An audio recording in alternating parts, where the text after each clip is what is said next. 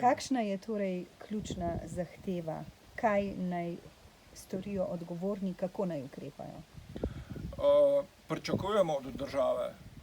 Bojim se pa, da bo pričakovanja prešla v zahteve, da se zemlja, ne samo trave in pa 2-3 pridelki, preverijo, če resnično ustrezajo zahtevam za varno prehrano.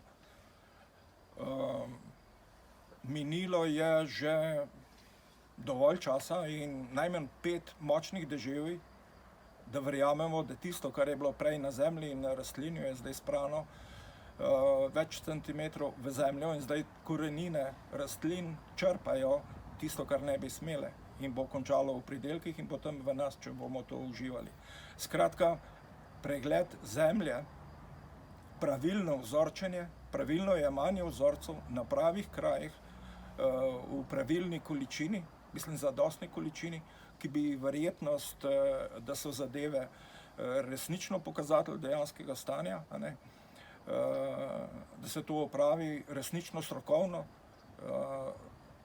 in upamo, da Slovenija in njene inštitucije premorejo dovolj znanja in truda, da izpolnijo naša pričakovanja.